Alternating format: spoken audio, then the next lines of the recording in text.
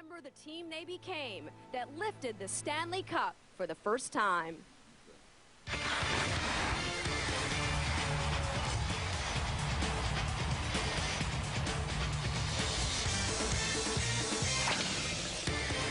Welcome you to a very special edition of Geico Islanders Game Night, and a really special night at the Coliseum as the old and the new get ready to celebrate together the anniversary of the 1980 Stanley Cup championship team. We're pleased to bring it to you tonight. Fitting that the Islanders later tonight will play the Flyers, the game they beat in a Game 6 of the 1980 Stanley Cup Finals. 28 men are listed on the Stanley Cup from 1980. Almost all of them are here. Chico Resch starts us off. Hi everyone, this is Chico Resch. Welcome to the 1980 Stanley Cup celebration. I'm sorry I can't be with you tonight. I know it's going to be a very special night. But I do personally want to thank my teammates as well as all the great fans on Long Island for some of my most cherished moments in hockey. When I think of Long Island, I think of this great rink, I think of the great fans, and some of the great times we have. And now, to continue the celebration, I want to introduce our friend and Hall of Fame announcer, Jiggs McDonald. Jiggs McDonald is out on the ice, and he will host the ceremony from ringside as almost all of the members of the 1980 Stanley Cup team are here. The banner has been raised. 7 of them have been inducted into the Hall of Fame, but all of them will be introduced and have their moment in the spotlight tonight. And now, to continue the celebration, I'm Deb Kaufman in our Islanders studio. We always remember the Bobby Nystrom goal that won Game 6, but there was so much drama along the way. Jiggs McDonald will carry us through. Thank you. Thanks for the memories. Chico, thank you as well. Ladies and gentlemen, May 24th, 1980, a day that will never be forgotten here on Long Island and in the hockey world. Good evening and welcome. Welcome to the celebration of the New York Islanders Stanley Cup championship team.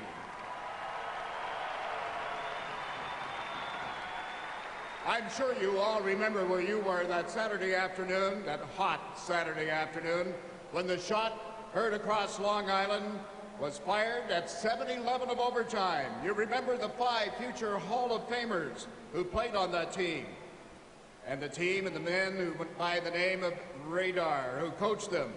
You remember the guys who may have never had the same talent as some of the others, but played each game with the heart of a lion and never skated away from hockey's broadest of bullies. All of this was the beginning of one of hockey's greatest dynasties, and it all happened right here at the Nassau Veterans Memorial Coliseum, May 24th, 1980. And before we meet the New York Islanders of that era and their very first Stanley Cup team, we would like to take you back to Game 6 of the 1980 Stanley Cup Finals, the New York Islanders, the Philadelphia Flyers.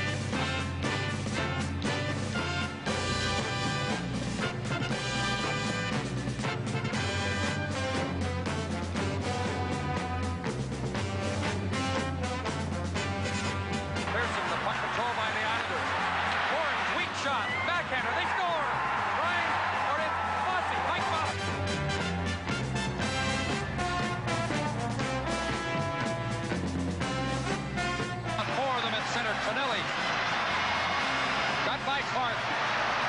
Tonelli centering it. They score! Bob Nystrom. There's Nystrom and Tonelli celebrating. Well, what a big goal for the Islanders.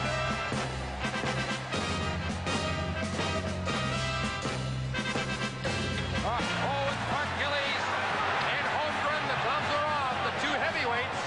They were going to get minor penalties, and now they'll get more.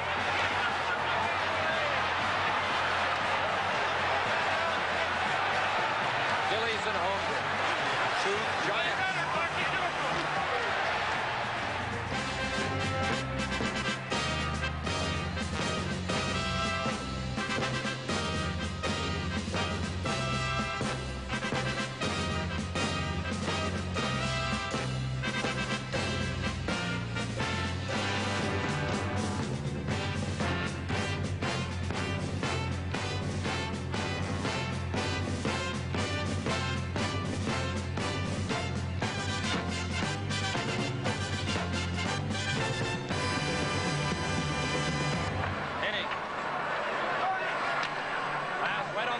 Tonelli coming in with Nystrom.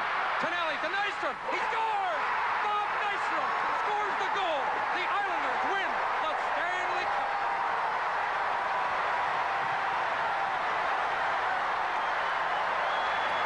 Well, Bob Nystrom has a habit of getting overtime goals. Listen to the fans. Let him yell. Let him enjoy the moment.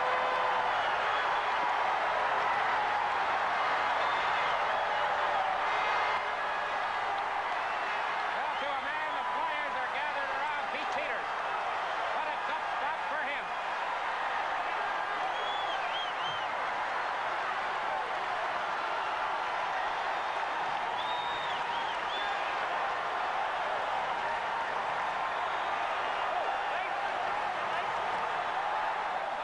Is on the ice, and there it is.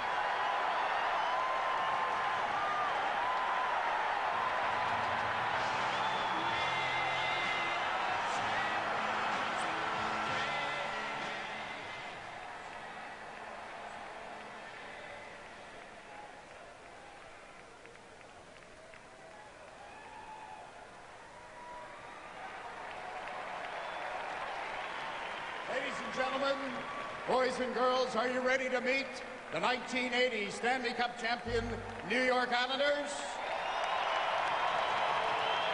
I direct your attention to the Islander player entrance. He was the first employee of the Islanders and was with the franchise for 2 decades, leading the team with a record of 12 wins, 60 losses, and 6 ties in their first season to a run of championships that has gone unequaled in professional sports in the past 25 years. Rightly known as the architect, he is a member of the Hockey Hall of Fame. His famed bow tie is right up here in the rafters in the Nassau Coliseum. Retired in 2001, the general manager, Bill Torrey.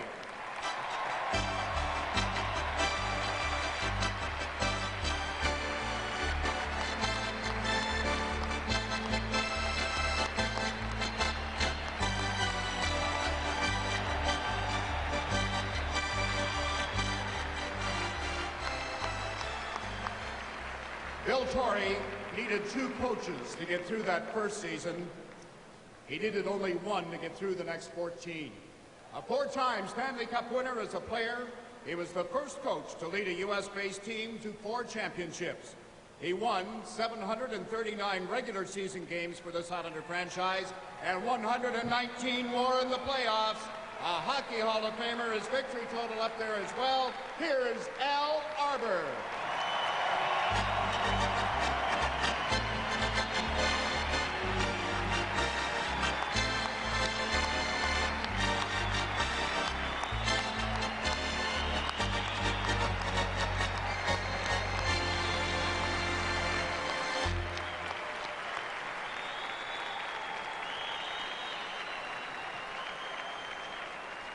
While his role as director of scouting led him to find many Islander stars, he also recommended that the Islanders hire Al Arbour as coach. He holds 3 Stanley Cup rings from the Islanders, 3 more from the Detroit Red Wings, and 6 more from various minor league teams. Please welcome the man we call Jimmy D, Jimmy Devillano.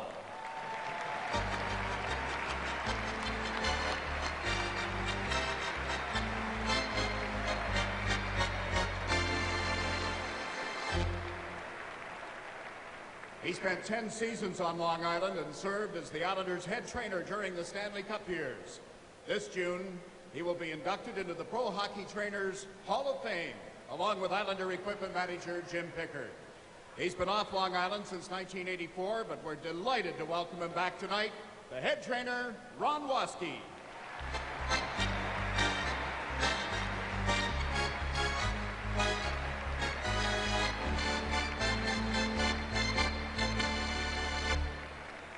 My sincere thanks to Eric Kornick of Fox Sportsnet, the statistician, for his research and use of his files on the introductions of these players. And ladies and gentlemen, this one was the first player ever to be reacquired by the Islanders. He played for both the 72-73 team and again in 1979 and 80. He's one of only two Islander defensemen to ever record 70 points in a season, tallying 72 in 1975-76. He was doing the radio broadcast when the Islanders won that first cup and stayed there for the better part of the next decade. Number 3, Jean Potvin.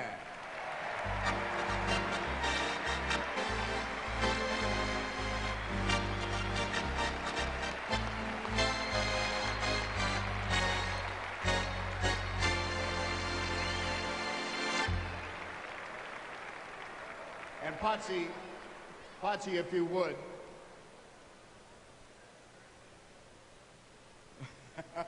John just said, I'm going to take care of my old coach. We have something a little special for Jean and Radar.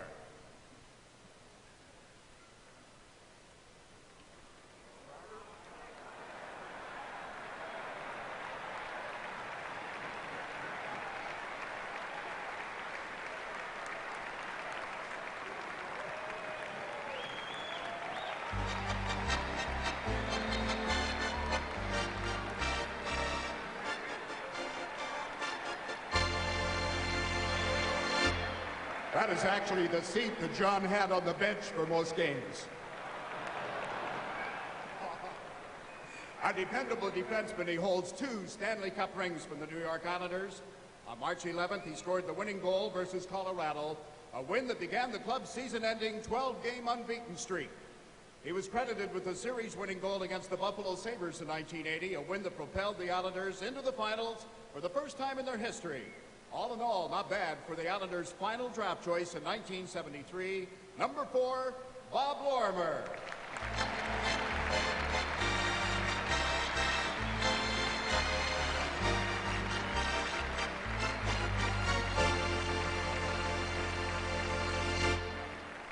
Perhaps the only New York Islander to ever be honored with a standing ovation in Philadelphia. In 3 months, he went from Olympic gold to Stanley Cup silver. No defenseman in the history has scored more playoff overtime goals. He had 3 of them, including a winner in Game 3 against the Kings in 1980. A 4-time Stanley Cup champion, he is still a member of the family as the Islanders' Director of Pro Scouting, number 6, Kenny Morrill.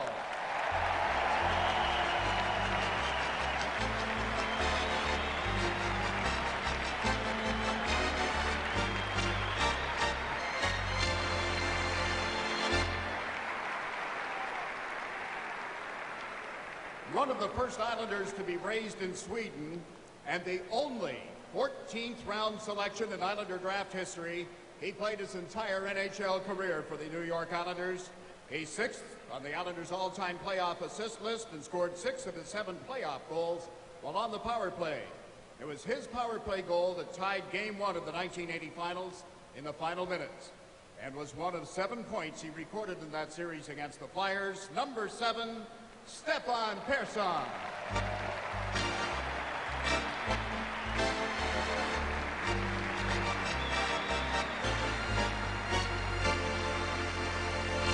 In the first round of the 1980 playoffs, he scored the series-winning goal against the Kings. In the second round against Boston, he scored a goal in the final minutes, sent that first game into overtime, and part of that historic brawl with the Bruins in the second game.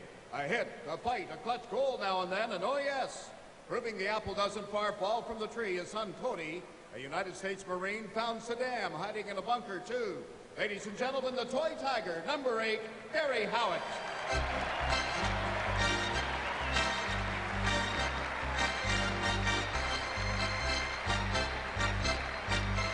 He was the second captain in Islander history and the 5th player to have his uniform number retired. He scored the overtime goal to win Game 1 against Boston and scored the series winner against the Bees in Game 5. Of course, on and off the ice, he ranks 4th in Islander history in goals, assists, and points. One of 6 Islander first-round draft picks that we honor tonight, his number was raised to the Coliseum in 1996. He was inducted into the Hockey Hall of Fame in 2002. Number 9, Clark Gillies.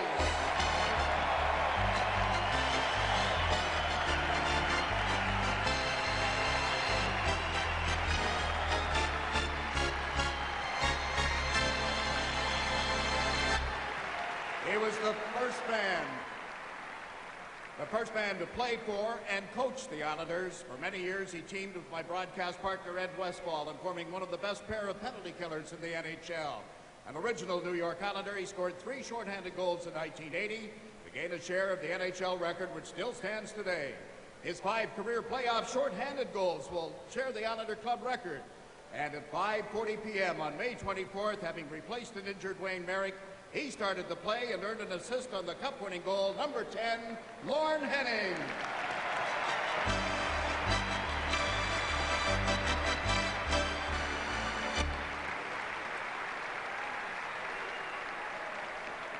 The Islanders were struggling early in the 1979-80 season, so on November 30th, the Islanders brought this player up from junior hockey. In his first NHL game, he scored 2 goals and added an assist. He never saw the farm again. A 4-time Stanley Cup champion, he scored the tying goal, set up the winning goal that sent the Bruins home in the 80 playoffs. He later scored a key goal in Game 6 of the finals against the Flyers, number 12, Wayne Sutter.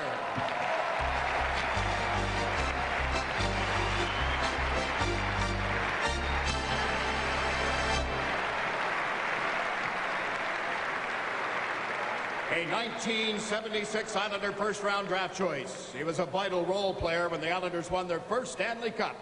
In the early morning hours on April 13, 1980, he celebrated the 40th anniversary of New York's last Stanley Cup by scoring his first 2 goals as an Islander and adding an assist, all in the 3rd period as the Islanders eliminated the Kings. Number 17, Alex McHenry.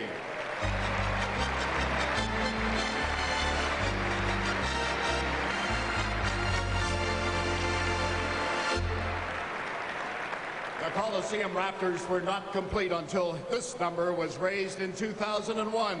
He's the Islanders' all-time leader in assists and points. Best of all, the 1980 Conn Smythe Trophy winner. And by the time the 1980 playoffs were over, he'd recorded a league-leading 12 goals and 29 points. He is a member of the Hockey Hall of Fame, number 19, Brian Trottier.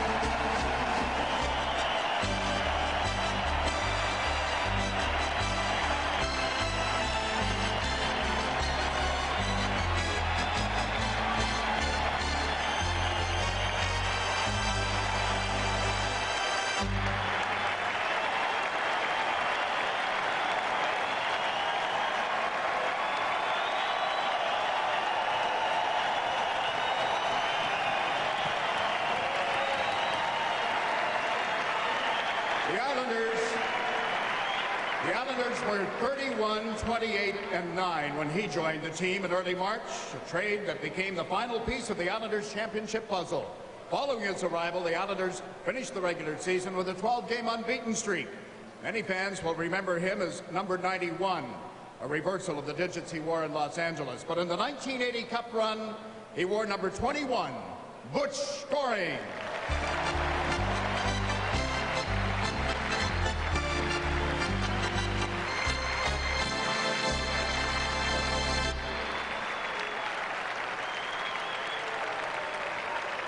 The Islanders' all-time leading goal scorer, the 1982 Conn Smythe Trophy winner and a Calder Trophy winner as well. He recorded 573 goals in only 752 games. He led the Islanders with 11 points in the 1980 finals, including a share of the finals record with 4 power play goals. The only player in the last 80 years to score cup-winning goals in consecutive seasons, inducted into the Hockey Hall of Fame in 1991. His number is up there in the rafters, number 22, Mike Bossy.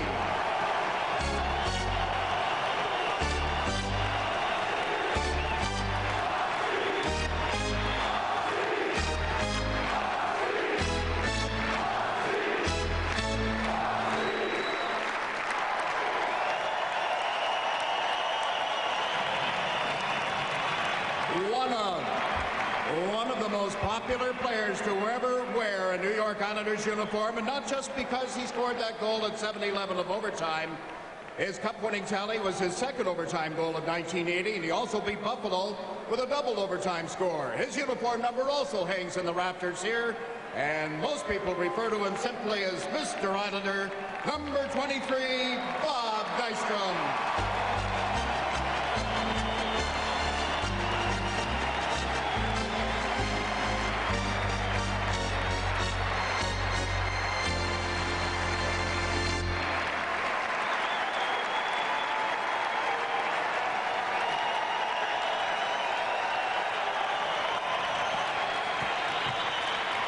He was a mid-season acquisition coming from the Washington Capitals and added tremendous toughness to the Islanders' back line. He scored a goal in his very first playoff game in which he ever appeared and led the NHL playoffs with 85 penalty minutes in 1980. Also a club record that still stands today. He's one of the 16 Islanders with 4 Stanley Cup rings. Number 24, Gord Lane.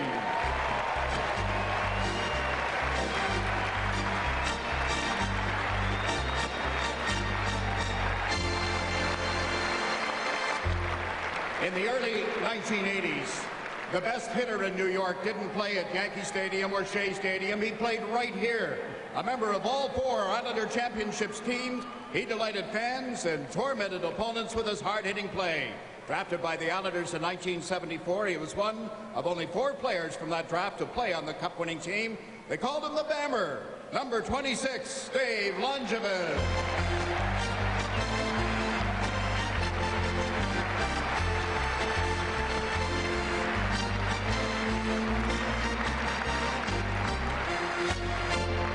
To understand his Islander career, you need to realize that it was his pass that led to Bob Nystrom's Stanley Cup winning goal. Yet he scored 3 goals in 1982 that were nearly as famous. He still shares the Islander club record with 5 goals in one game, holds the club records for goals, assists, and points in one season by a left winger. Number 27, Johnny Tonelli.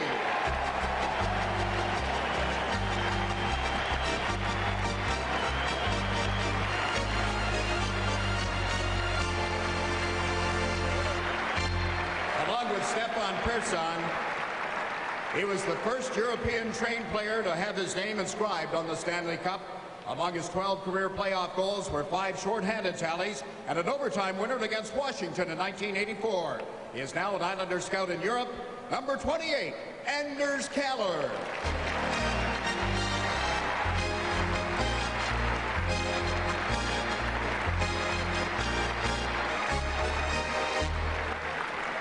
The greatest big game goaltender of all time. He finished his playoff career with a record of 88-36, including a 57-13 record during the Islanders' 4 cup seasons. He won 304 regular season games for the Islanders, inducted into the Hockey Hall of Fame in 1993, the same year his uniform number was retired and raised to the Coliseum rafters. The last of the original Islanders, number 31, Bill Smith.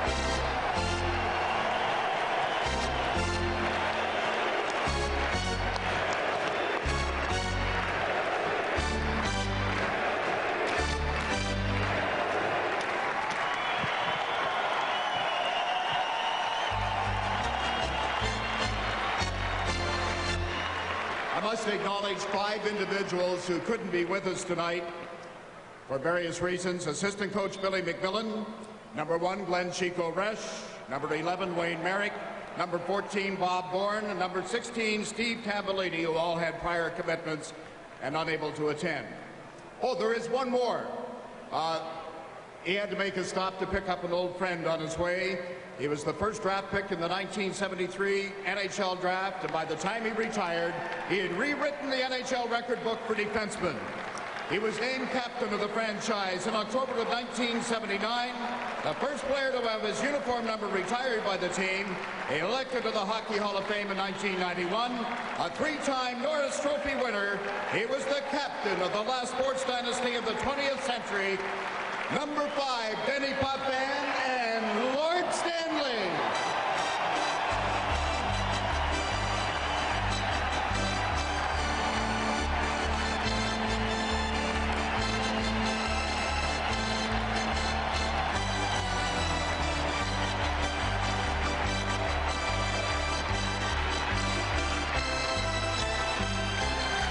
Ladies and gentlemen, these are your New York Islanders 1980 Stanley Cup champions.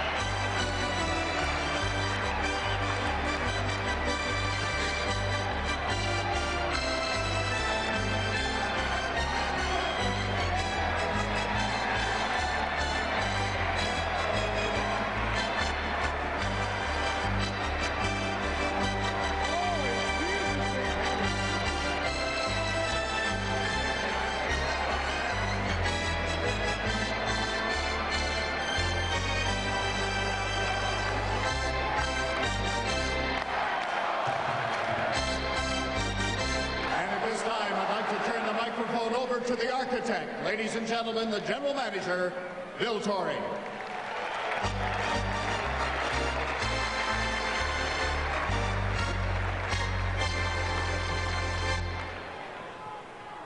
Thank you, Jiggs.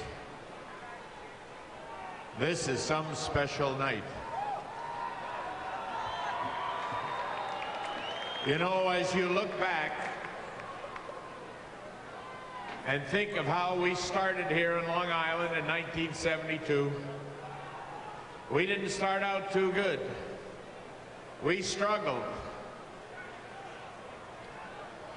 But each year we got better. We worked harder. When I got my friend Al to come here and we started to turn the corner with the help of Jimmy D and a good scouting department, we started to bring in the players.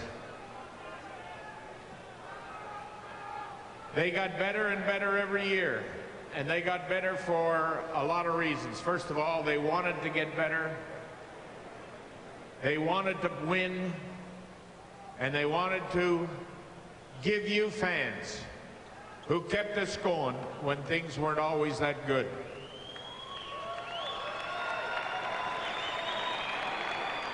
It's easy when you're winning.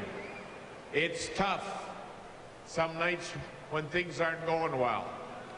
But when we fell down, Al and the players picked themselves up, and you were there with the support and the encouragement that we needed. It was a special relationship then. It's a special relationship tonight, and it always will be.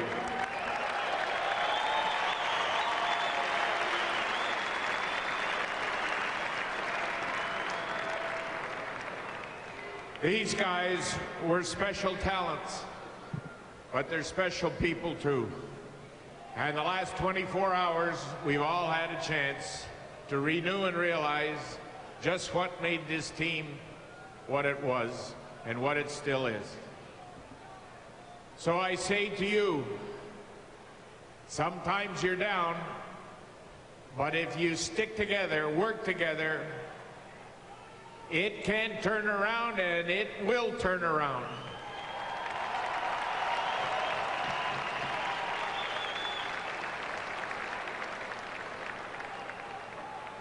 On behalf of the players, I want to publicly thank Mike Milbury and his staff. No. They made this night possible. They brought us back.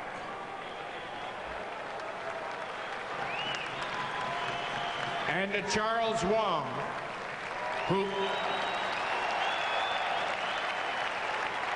who wants this team to win so bad. He needs your support, and I know he will get it. And on behalf of all of us that are down here tonight on the ice, we want to thank the present Islander staff, ownership, players, and coaches, and we wish them nothing but the very best. All of us down here on the ice want to see this team succeed.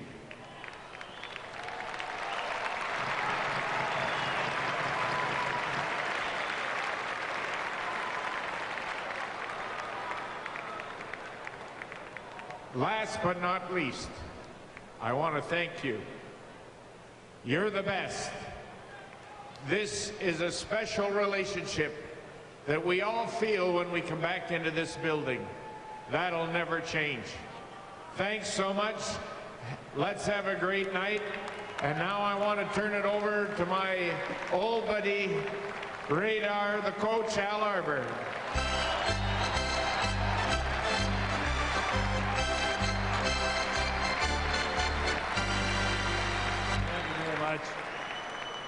I'll try to be very brief here, but first of all, I would like to introduce Jimmy Devolato that scouted a lot of our players here, and Ron Waskey that took care of all these players here.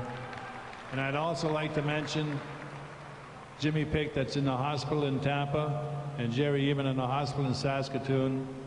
Our prayers are with them also.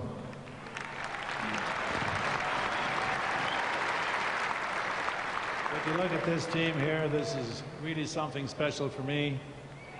Each and every individual player, and I know it's something special to you also. It is a great team, and to describe them is very tough. There were individuals off the ice, but when they showed up at the rink, they were a team, and they played for each other, and they cared about each other, and they didn't want to let each other down. That's why they were very successful, and for that I'll never forget them, because they were part of my life, and a very big part of mine, and a very big part of yours. And all you fans here that made it possible, thank you so very much for being supportive in all those years. I know the Islanders having a tough time now, but don't bail out on them. They'll be back. Thank you very much. Good luck.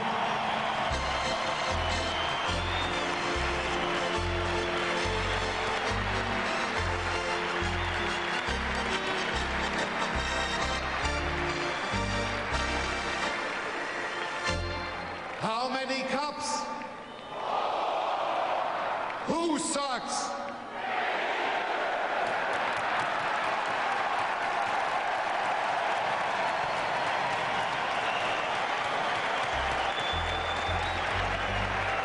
Those Ranger fans will never get it.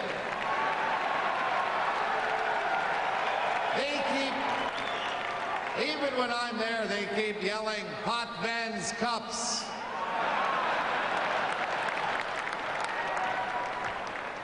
There's only one team in the history of the game that's won 19 consecutive playoff series.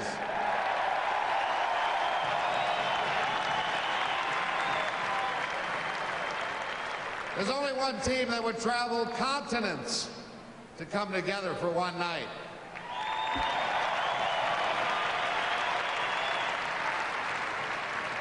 There'll never be another team like the 1980 New York Islanders.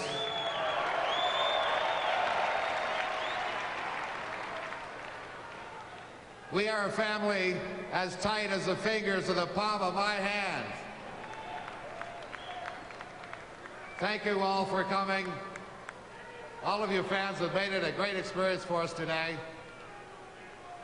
But I think all of us who wear the jersey tonight look back on two people who are very, very important to us. When I talk about family, sometimes we felt like children, sometimes abused, sometimes not. But the men that made it happen, Bill Torrey and Al Arbour, will always have our eternal respect and love. Thank you.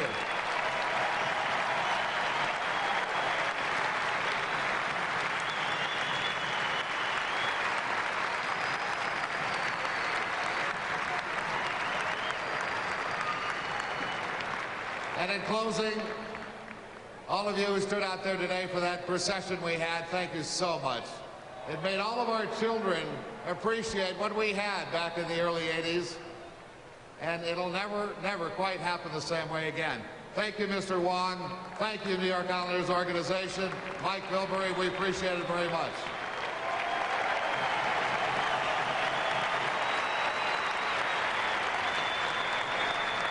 And now, guys, we're going to invite you to have one more team picture taken with the Stanley Cup.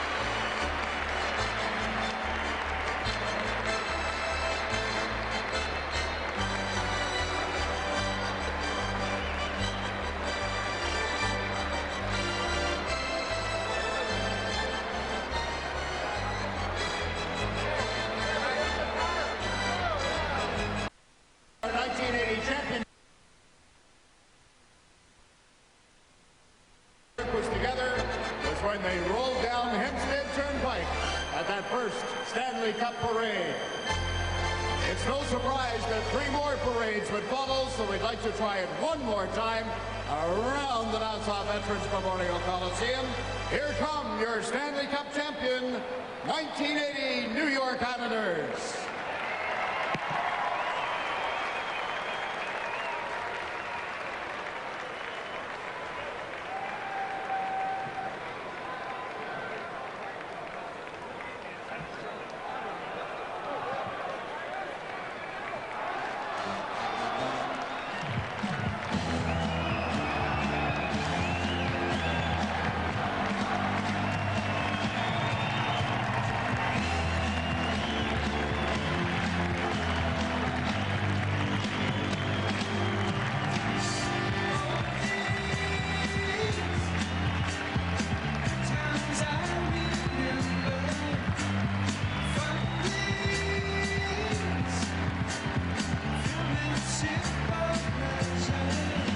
As if there weren't enough on-ice memories conjured up tonight, Joe.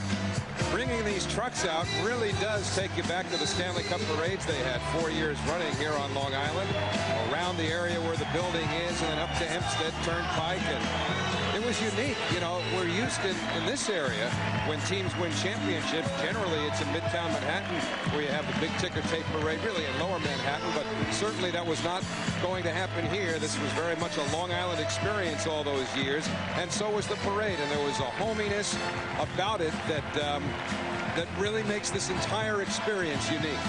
This was some kind of night, and we're just only beginning. I mean, the start of the night has been absolutely fantastic. You think any of these people have forgotten? Not one of them. I mean, we saw standing ovations, and I'll tell you what, Howie, well deserved. I sat here and watched this thing, and I thought back to the days when I was playing against these guys, and I remember, I remember trying, looking at their team back in those days, and we thought we were getting better, but they were the team in the league that everybody tried to reach, and everybody said, you know, we need better centers, we need better defensemen, we need more toughness, we need, you know, I mean, they were the pinnacle in the National Hockey League for those years, and that was what everybody was trying to get to. And I'm interested to hear your take on this. I'm glad you brought that up specifically, because when the Flyers won a couple of Stanley Cups, it was in vogue to get tough. And when the Canadians were winning Stanley Cups, it was in vogue to have speed. Really later on the same with the Edmonton Oilers. But with the Islanders, there was not one specific facet of the game that singularly identified them, was there? And so that must have made it so much harder to try and duplicate that for other organizations. Yeah, no, it wasn't just the great goaltending that Bill Smith gave them. It wasn't just that Denis Potvin could beat you so many different ways, including on the power play or killing a penalty or with a tremendous hip check to change the flow of the game around. It wasn't just that Mike Bossy, you had to watch him every second he was on the ice, and even when you did watch him, he could still score from just about any place. It wasn't just that Brian Trottier was maybe the best two-way center in the history of hockey. It wasn't just that Clark Gillies could not only take you and do what he wanted with you, but also score the odd goal. What a team. What a franchise. And not only do they still enjoy each other's camaraderie, they relish in the fans' presence here at Nassau Coliseum, a sold-out house, and a mutual salute for a dynasty that began on May 24th, 1980, and is being saluted tonight. We'll have more right after this. The Islanders in uniforms and healthy and ready. There was quite a scene outside the Coliseum starting at 6 o'clock tonight. Bill Torrey led the Walk of Champions, followed by Arbour from the Marriott Hotel, straight into the Coliseum. And I have yet to hear an exact, I guess there can't be an exact estimate, but a working estimate of how many people were out there. But from all accounts, from those who were, it was absolutely packed. And this continued with every member of the organization who is being honored tonight being led in front of his placard. I mean, we're told several thousand. We don't have an exact count, but it was quite a unique scene. Dennis Potvin was part of it, and he's downstairs now with Deb Kaufman. There he is, holding the Stanley Cup, the captain from 1979 to 1987 of all four of these Cup teams. And what has the last couple of days been like? It's been fantastic. I mean, I really wanted to thank the Islander organization. Everything has worked so smoothly. And in so many of these situations, you know, sometimes we feel like we've been taken advantage of, or it doesn't run smoothly, or they're not taking care of our wives or families. That's not the case here. Everything was well planned out, well thought out, and I'm thrilled to be part of it. It's been great. What's it like to see all the guys? That is the best.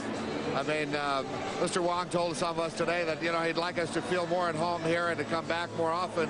I'd say 3 or 4 times a year like this would be great. Now, we all remember the Bobby Nystrom goal, but you guys had to beat LA, you had to beat Boston, you had to beat Buffalo and Philadelphia. What do you remember about the long playoff run? Interestingly enough, Alex McKendry was a big star in the series against LA. Without Alex's 2 goals in the last game, we may not have beaten LA the very first round. Then we moved to Boston, and you know how tough and how obviously important Clark Gillies and Bobby Nystrom were in that series. Then we moved on to Buffalo. Bobby Nystrom scored overtime goal, and then Philly again. You know, what can we say? It was one of those series that was outstanding. So in every one of the series, every one of the cups, different stars emerged, whether they were John Tonelli against Pittsburgh, that crucial game 5, Kenny Morrow scoring against the Rangers, overtime game 5. The memories are fresh. All right, well, thank you so much. Enjoy the rest of your night. Thank you very much. All right, the captain scored an overtime game winner in game 1 against Philadelphia that really got the Stanley Cup final started. He called it the crowning moment of a career after a difficult year. Mike Bossy in the headline, and look who's here. Mike Bossy in the Islanders dressing room. What a memorable morning skate it was today. And there is the captain surrounded by Brian Trottier and Mike Bossy, as almost 5,000 season ticket holders got a chance to watch Billy Smith and the Islanders from that 1980 Cup team get together with the guys. How about the owner, Charles Wong, taking a picture of Mike Milbury's kids with the cup? And Brad Lukowich knows Lorne Henning well. He was the best man in Brad's dad's wedding. Chris Campoli, Bobby Nystrom, and then here are the Islanders now taking the ice. That's a live picture of today's Islanders getting ready to face the Philadelphia Flyers, and it's only fitting, John Tonelli, that the Islanders will be playing Philadelphia tonight because you won the Stanley Cup against them. What has the last 24 hours been like for you? It's been absolutely sensational. For the first time, I saw everybody last night at our private function. Got to see how everybody aged beautifully. And, you know, we all look pretty good, and it's nice to see everybody. What do you remember most from those days?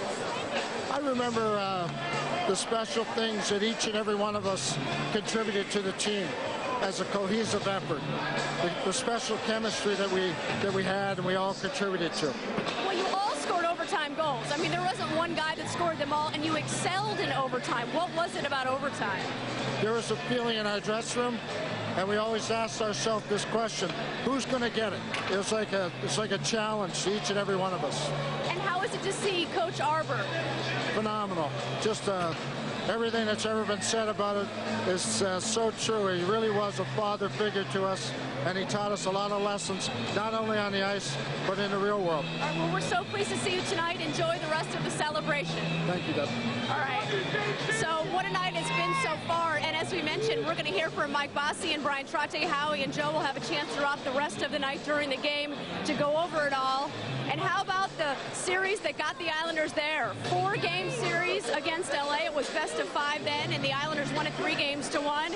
And then against the Boston Bruins, Clark Gillies went at it with Terry O'Reilly twice in that game. And the Islanders only needed 5 games against the Bruins. Bob Bourne scored a game winner there, but 3 of the 5 went to overtime. And then it was the Buffalo Sabres. The Islanders again needed 6 games. They won it 4-2. And then it was Philadelphia, Game 1. The game winner in overtime was the captain, Denis Potvin. And then here it is, Game 6. And the shot heard round the world, Bobby Nystrom won the Stanley Cup.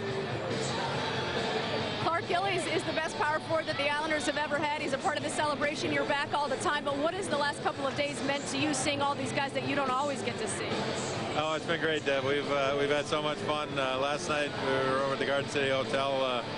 Most of the stuff we were telling was made up, I think, because most of the guys can't remember what happened way back then. But we had a really good time, and just telling stories and getting reacquainted. I haven't seen some of these guys in 15 to 20 years, and it was really nice to be together again. As much as you can remember, what's the best part about those days?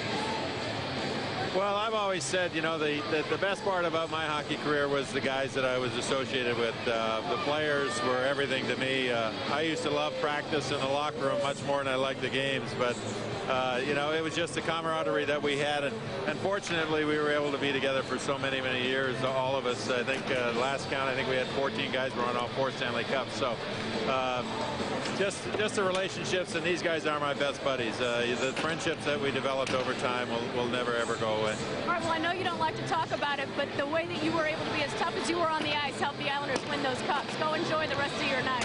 Thanks, Deb. I appreciate it. All right, Clark Gillies, a big reason why the Islanders won 4 cups. When we come back, a very special Behind the Bench. As Clark Gillies races the Stanley Cup, the head coach, Al Arbour, 793 career wins. He's with Howie Rose after this. Behind the Bench really needs to be a couple of hours long tonight if we're going to do justice to Al Arbour, the coach of the 4-time Stanley Cup champions. But I guess when you've just got a few minutes, you take what you can. And Al, you've been in this building before to be honored. Your banner's hanging from the rafters. But given the circumstances tonight, is there a unique feeling that maybe you've never had in this place before? I'd have to say so. It's a different feeling altogether. You know, I was walking by the corridors today and reminiscing, and you could hear the crowd noise and everything else. It's just unbelievable to remember some of the things that happened in this building. We had so many great things happen. Some bad things too, but most of them were great things, and you just want to remember the great things. When you reminisce, do you think about the same stuff we do? Because we've got a bunch of highlights that maybe some of you haven't seen in a long time, but they all string together for that 1980 championship. And when you watch some of these, like Kenny Morrow's goal against Los Angeles, which won a big game in that first series in overtime, you know, maybe that's a little more obscure over the years now because you don't see this as much. No, you know, the funny thing is I never really watched the playoff games after they were over. I've never looked at a tape since once the games are over. So does this look familiar? It looks familiar, yes, very familiar.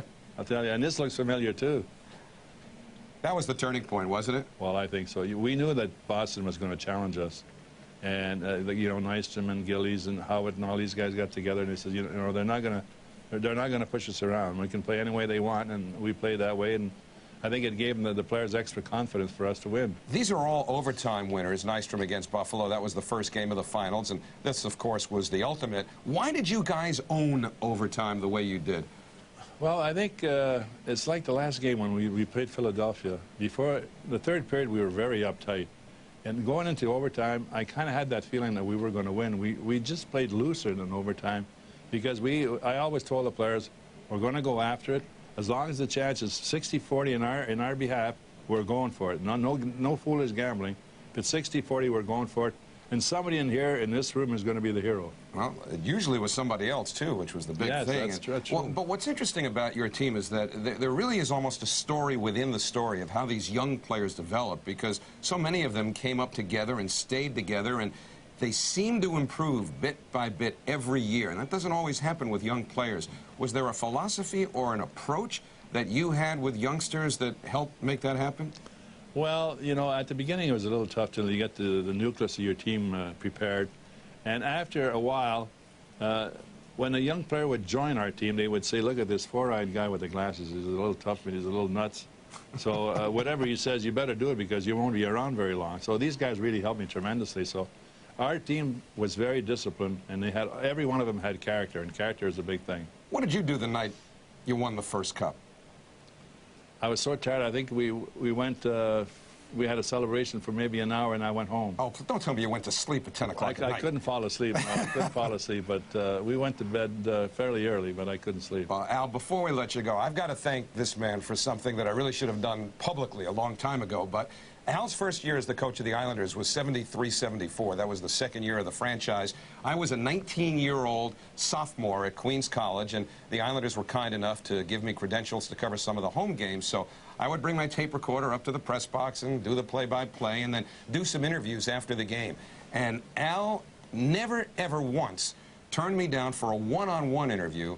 And you treated me no differently than you did guys who had been on the beat for 20-odd years covering hockey. And that instilled confidence in me that, you know, maybe I was getting into the right business. And I, A, have to thank you for that, and B, can only imagine the effect that you had on young players, instilling confidence in them if you can have that kind of effect on someone who didn't even play for you. Well, thank you very much. I appreciate that very much. I haven't had too many of those players tell me good things about myself. Well, that's the thing. I never played. I know. You're lucky. You're one of the few, lucky few. But, you know, again, the point is that, you know, you had guys who came up together and just got a little bit better and a little bit better. Did it ever dawn on you 2 or 3 years before the Cup what was possible, or did it take the Goring trade to make it happen? You know, I knew the second year, once our team started to come together, how some of the younger kids were really improving and how dedicated they really were. I had a feeling that second year that, you know, we had something going here. I couldn't put my finger on it, but I knew that the inner confidence that the players had, and I knew the character of each and every player we had. And you could just see him. And after Christmas, I'll tell you, we gave everybody a real rough time. When they came in our building, if they beat us, they knew they were in a hockey game. We didn't hand the game over to them. Well, they used to call this place Fort Never Lose. That was Bill Gallo from the Daily News who coined that phrase, and this is a man who had so much to do with making it happen. Al, great to see you. Thanks so much. Thank you very much. My pleasure. The coach of the four-time champions, and something he got very well acquainted with over those years.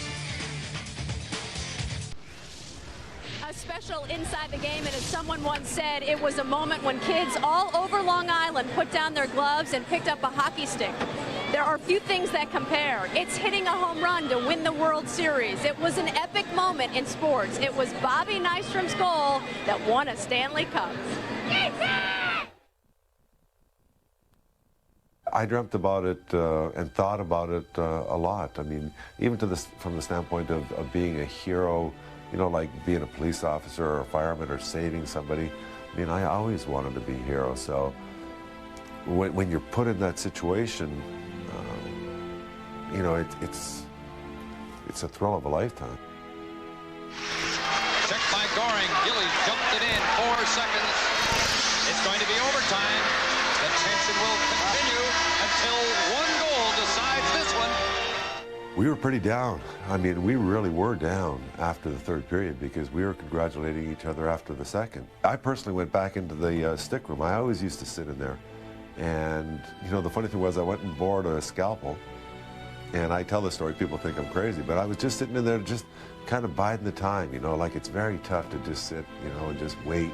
So I was in there and I was actually carving you know, just a chunk out of my stick, and I said, you know, this is going to be my winning goal. I'm going to win this, you know. And I'm sure that everyone else thought the same thing, because that's kind of the attitude that we have. And then I heard in the locker room, who's going to be the hero? And that was another thing that always happened. Who's going to be the guy that's going to win it? And everyone would chime in, hey, I'm going to win it. I'm going to win it. I'm going to win it. You know, we believed that we were going to win. And you know what? We always had a saying, hell bent for leather. Let's go at them. Let's get this over with.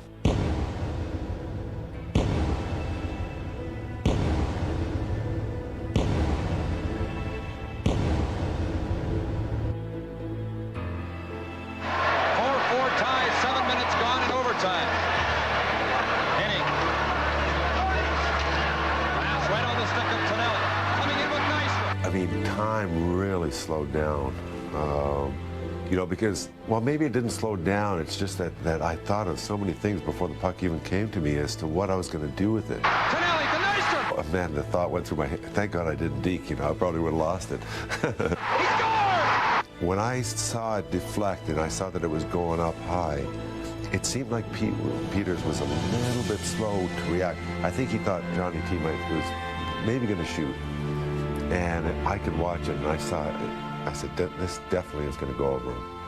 And I knew that it was going in. Nystrom scores the goal. The Islanders win the Stanley Cup. As soon as the puck went in, I heard. And in looking at photographs after the fact, you could see the fans behind the net where the camera angle was, where they were kind of up, and then they were up. And then I could just hear them pounding on the glass.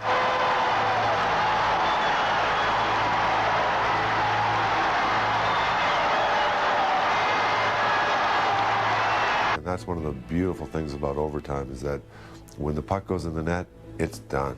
They can't come back, you know, the game is over. And that was my feeling at that time. And then, you know, the exhilaration when I saw the boys coming and to congratulate me, then it was, you know, exhilaration and happiness. And man, we got this monkey off our back. Tonelli, the Nystrom, he scored! It allowed me to give my teammates something that they always wanted, you know. And believe me, I always consider myself a journeyman player and you know, blue collar, hard working, and I rode their coattails a lot.